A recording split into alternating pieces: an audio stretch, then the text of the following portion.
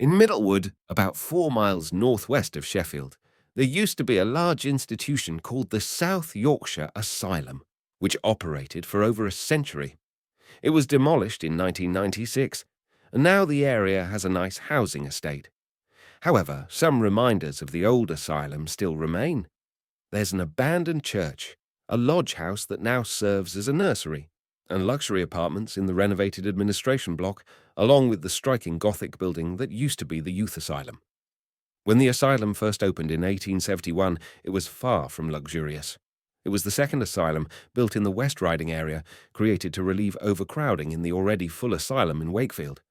This new facility could hold 1,500 patients and quickly filled up with individuals labelled as lunatics, those whose behaviour was seen as erratic or unusual, making them too dangerous for regular hospitals or prisons. Just a few years after it opened, the number of patients surged from 60 in 1875 to 301 by 1877. Conditions worsened rapidly, with basic sanitation falling apart. Hallways became crowded with beds, and people were crammed into any available space, regardless of whether it was suitable for living. Rose Artliff ended up at the asylum in 1920 due to a mixture of bad luck and poverty. As a widow with 3 young children, she faced an insurmountable battle with destitution, and it all came crashing down in April 1920. The rent went unpaid, and eviction loomed. She had sold all her furniture, and her 3 children slept together on the family's only possession, a hearthrug. One morning she left her children with the £3 today, the only money she had, and asked neighbours to look in on them. After closing the door of her Sheffield home, she set off walking towards Nottingham, intent on confronting the father of her 2 eldest children. Presumably, a certain George Barker, a plumber, had moved to Nottingham from Leeds. She was walking because she had no money to go by train. Google Maps estimates it would take about 12 hours to walk from Sheffield to Nottingham. Rose, heavily pregnant with her 4th child at the time, made it as far as Mansfield, some 20 miles away. Hungry, dehydrated and desperate, she threw a brick through a shop window. She did not intend to steal anything, but knew the criminal act would result in a prison sentence. Later that day, Sunday 25th, she walked into the police station and asked if they were looking for someone who had broken a widow. Her excuse was that, wearily, I was walking from Sheffield and was tired, so did it to get a rest. She was sent to prison for 1 month. The Artliff police had been notified that Rose had left her 3 children entirely destitute in the house in Princess Street. The authorities at the Furvale workhouse were informed, and the children were removed there. When Rose returned to Sheffield after her month in prison, she appeared at the Sheffield Police Court on 28th May, where she pleaded guilty to a charge of abandoning the children. Whilst she served her 1-month sentence, her children were sent to a workhouse. Bizarrely, Rose, now homeless, was adamant she would not join her children there, despite the requests of authorities. Even after her newborn daughter was taken from her, Rose still refused to go to the workhouse. Instead, she was sent to the asylum at Middlewood. Her declining mental health may have already been detected and raised concerns, or perhaps the exasperated authorities did not know where else to put her.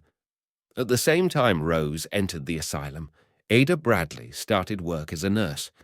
Ada had been born at Crabtree Lane, now known as Laird Road, Wadsley in 1900, to Willie and Harriet Bradley.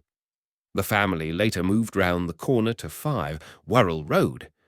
Ada had begun her nursing career at the Pauper Lunatic Asylum at Storth Hall, Kirkburton, near Huddersfield, before moving to a job at the Wadsley Asylum near her family home.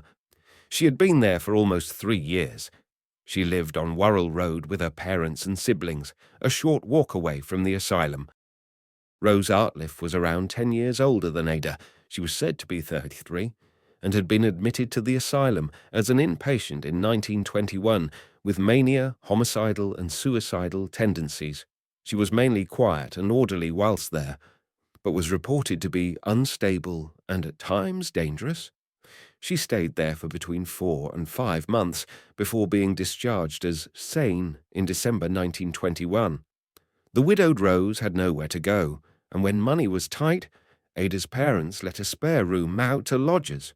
Somehow, Ada managed to persuade her parents to give the room to Rose, her new friend, who was due to be released. Ada probably regaled her parents with Rose's story, and despite everyone's better judgment and expressions of concern from Ada's employers, she took Rose home with her. A member of the nursing staff expressed surprise that the friendship should have arisen, because she said the two women were of such entirely opposite dispositions. It was thought that Ada took pity on her patient because of her friendless condition. They apparently became fast friends, their friendship deepening into warm affection, and they became inseparable. She managed to help her to get a job. They shared the same bed. It was the norm at the time for sisters or friends in the same household to share a bed. Rose lived quietly and without bother with the Bradleys. Surprisingly, everything worked out fine for around 18 months. Every day, Rose would accompany Ada on her walk to and from work, and she even found employment as a charwoman. But things took a turn for the worst in August 1922, when Rose lost her job and became solely reliant on the Bradleys' generosity. Then, her world was shattered in January 1923, when Ada became engaged to Walter Cooper, a dashing corporal who had previously been the family's lodger. Cooper had been born at Ortybridge in 1900 and had been a lodger with the Bradleys for about 2 years before he joined the army. He enlisted at Sheffield into the 1st Coldstream Guards on the 20th January 1922. For them, living under the same roof sparked a fierce jealousy. Rose became extremely jealous and started picking fights in the house. She was determined to come between Ada and Walter, doing everything she could to create trouble. Rose accused Walter of having a certain disease, which people believed was a sexually transmitted infection. To make things worse, she invented stories claiming she had overheard Walter saying that Ada wasn't fit to wipe his boots. In her version of events, Ada had gotten so upset that she threw a kettle at Walter. Rose also attempted to damage their reputation by lying, claiming she had seen Ada and Walter alone together in a bedroom, implying that something inappropriate was happening. Her goal was to make everyone doubt their relationship and to stir up conflict, all because of her jealousy. She hoped that by causing chaos, she could take the attention away from Ada and Walter and back to herself. They had been at loggerheads ever since. Rose perhaps found work as a charwoman, which is what she is described as on official records, but had lately done very little work and had not paid her full board.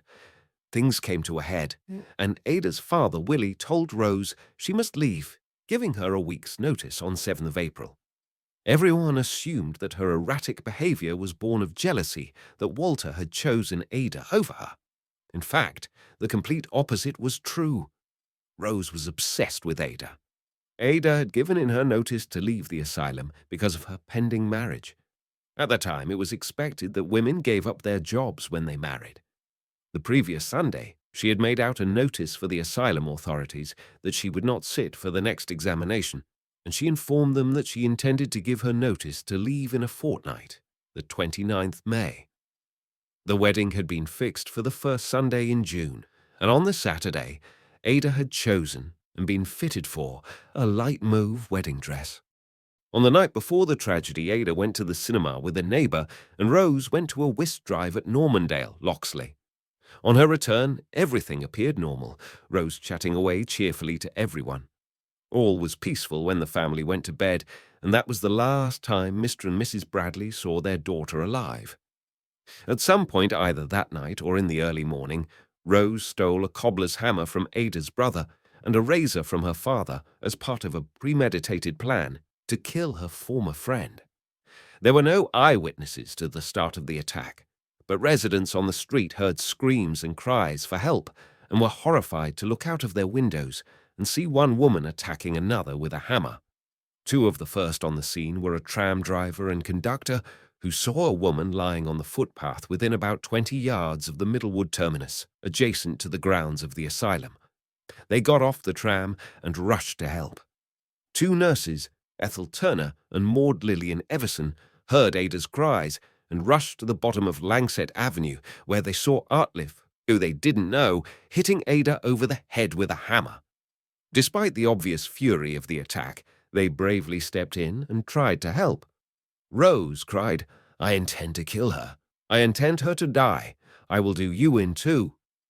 More people arrived to help, including some attendants from the asylum, and these succeeded in overpowering Rose and taking the razor from her. "She will want an ambulance when I've finished with her," she added. Someone stopped a motorcycle and sidecar, and some nurses who had hurried to the scene from Wadsley Asylum took Ada away in the sidecar, but she died before help could be obtained. The rider of this combination was Clement Donkersley of Bolsterstone. Despite the huge amount of column inches devoted to this story, Clement's name only appears in one report. He told the coroner's inquest that the girl was alive when put into his sidecar, but was dead when seen by the doctor at the asylum where he took her, although a conflicting report says that every effort was made to save her life, but that she died a short time after admittance without regaining consciousness. Walter, at the time of this incident, had returned to his duties only the day before.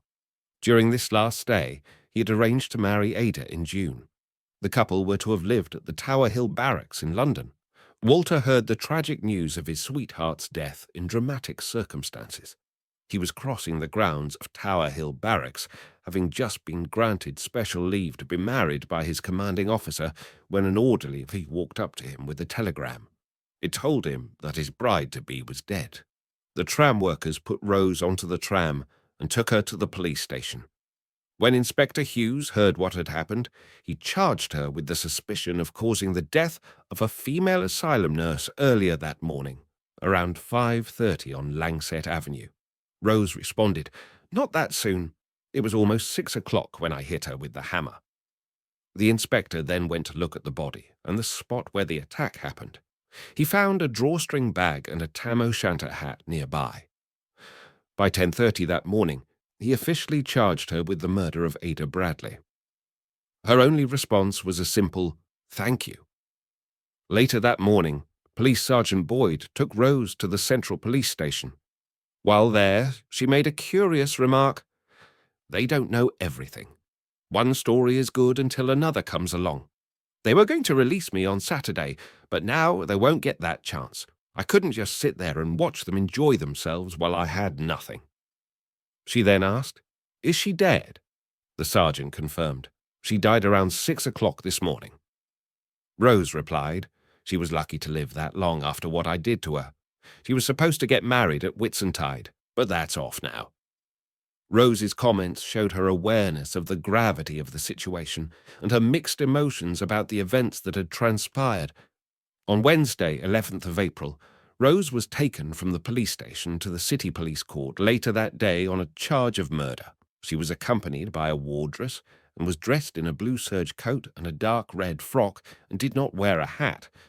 Whilst waiting for the case to come on, she chatted vivaciously in an undertone to the wardress and frequently looked around the court, as if expecting to see someone she knew. After the charge had been read out to her, "That you did feloniously, wilfully, and of malice aforethought kill and murder," she replied. "Yes." She was reported to look sallow and drawn, with her dark hair dressed straight back. Her attitude was one of determined composure, and she appeared to be self-possessed, taking a keen interest in the proceedings. She was remanded in prison for a week. On Thursday, 12th of April, Rose showed up to the inquest wearing a blue and white striped blouse and a dark blue hat. She sat quietly, listening to the evidence while Mr. J. Baldwin Young, the deputy coroner, led the proceedings. Without a lawyer, she asked questions of the witnesses herself. The only time she seemed emotional was when she argued with one witness about whether she hit Ada with the hammer once or twice. When the verdict was read, she didn't react and appeared unaware or unconcerned about how serious her situation was. A letter was read that suggested Rose planned to kill Ada. She had written it on Saturday afternoon, 3 days before attacking her former friend, and had given it to Inspector Hughes along with a photo of Ada and 2 other nurses. This letter was published in the Sheffield Telegraph and the Independent, but the wording was slightly different. The Sheffield Independent included an extra sentence. Dear Mr. Bradley, I'm sorry to bring this trouble to you after you've been so kind to me, but I don't see any other way to get my revenge on your Ada, Cooper, and your wife, as they are all against me. You've heard their stories together, but as I told you on Saturday morning, when you said I had to leave your house, I knew complaining wouldn't help against such liars. Your wife said she would make a bad enemy, but she will see I have made a worse one. I am writing this letter in the back bedroom on Saturday afternoon. Cooper has told Ada not to go out with me. Little does he know she won't be able to go out with him. When Ada's father testified, Rose stood up, put her hand on her hip, and said, "You didn't mention that until Cooper came back to your house. I never fought with Ada. Cooper is the cause of all the trouble." At the end of the inquest, the coroner summarized the case briefly, telling the jury that it was a straightforward case and that there was no disagreement in the evidence. He told them it didn't matter whether they thought Rose was insane, they only needed to decide if Rose Artliff had murdered Nurse Bradley. After a short discussion, the jury returned a verdict that Nurse Bradley had been willfully murdered. Rose was committed on a coroner's warrant to stand trial at the next West Riding Assizes in Leeds, where serious cases were heard. Witnesses were required to attend the assizes and were bound over for £40 each. Rose appeared before the magistrates 6 days after the inquest. There was a huge public interest in the case, and half an hour before the court opened, there were hundreds of people standing outside waiting for admittance. Some of them had been assembling in Castle Street 2 hours before the hearing began and were marshalled in a queue by the police. The court was packed, with women making up the majority of the crowd. In the dock, Rose seemed comparatively at ease, with the exception that her mouth twitched and her hands toyed nervously with her woolen scarf. She still didn't have legal representation, although she did apply for legal aid to be represented at the assizes. She grew somewhat heated when she cross-examined the witnesses and created a sensation when she alleged that Ada's fiancé, Corporal Walter Cooper, had suffered from a certain disease, venereal disease, presumably. He said that there was not the slightest truth in the suggestion.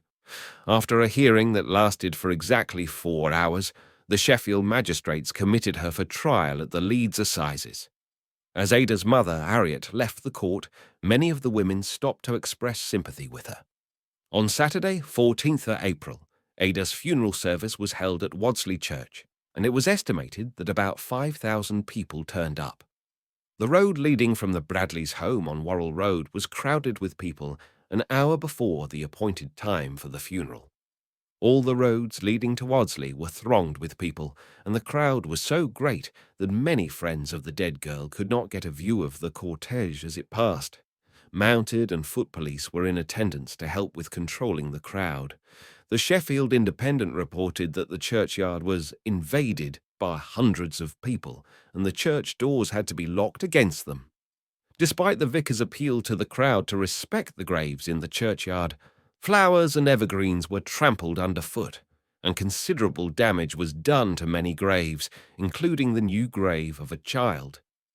The Sheffield Daily Telegraph thought that some of the crowd were there out of morbid curiosity. They also said that many of those present did their best to miss newly tended graves, but the crowd was so big that some damage was inevitable.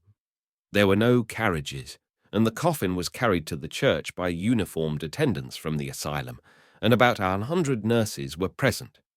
50 of them, in uniform, lined the path leading from the church gates to the church door as the cortege passed.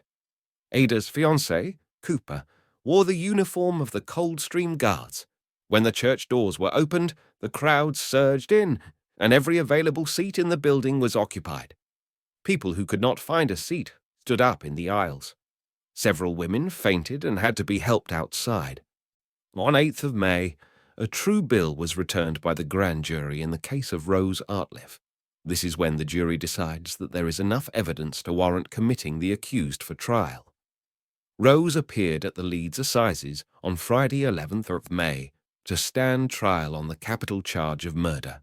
The charge could carry the death penalty. She listened to the indictment and answered, "Not guilty." After hearing the evidence, Mr. Justice Sankey summed up and drew the attention of the jury, which included 2 women, to the facts of the case, Artliff's medical history, and her extraordinary callousness and demeanour after the crime. The jury, without retiring, found her guilty but insane, and the judge ordered her to be detained at His Majesty's pleasure indefinitely. "Thank you very much, sir. I was guilty, but I was sane," she said. Her defence had told the court that, because of Rose's spell in the mental hospital and her complete lack of regret for what she had done, the jury could not conclude that she was sane. He asked them to find a verdict that she was guilty but insane. It must be remembered that during the period 1900 to 1957, the death sentence was mandatory upon murder conviction, and therefore a defence of insanity was often attempted as the only way to save the prisoner from the gallows. It is notable that after the abolition of the death sentence, insanity defences became much rarer. Ada's family later moved to Vere Road, Hillsborough, between Leppings Lane and Penistone Road. Walter married Emma Sophia Hedditch at Portsmouth in 1927. Rose was in the high-security psychiatric hospital at Broadmoor when the 1939 register was taken, and that is where she ended her days, dying in 1973, aged about 84. Jealousy was suggested as the motive for the killing. Although there was speculation that Rose was in love with Ada's fiancé, it was also speculated that she was jealous of Ada's relationship and was unhappy that when Ada married, she would soon lose her best friend, or perhaps the home she had found shelter in. Ada's mother told a newspaper reporter that Rose had been intensely devoted to her daughter, but that the forthcoming marriage had upset her, turning her sullen and out of temper. She had begun to make threats such as, "I shall stop one or the other. I shall kill two birds with one stone," but the family thought nothing of these words at the time. Ada had been warned by a neighbour not to let Rose accompany her to work, but to get her father to go with her instead. When Rose Artliff went to trial, not much seemed to be known about her life, and it was doubtful whether Ada knew anything at all about the woman's past. All that seemed to be known was that she was a widow, and it was believed that her husband was buried at Tinsley. Her 4 children had been in the Furvale workhouse for some time, and she had 3 sisters. She had previously lived in Nottingham and in Attercliffe. Ada's mother said she smoked cigarettes incessantly. Rose, although her given age varies by several years in the different records, was often recorded as being older than she was, which made finding her origins rather challenging. Rose was born into a chaotic, sometimes violent family with, it seems, a lack of care, love, and attention. At least 2 of her brothers were at one time residents in the Sheffield children's homes. According to Rose's death registration, her date of birth was 11th November 1889, but the 1939 register records it as 11th November 1890.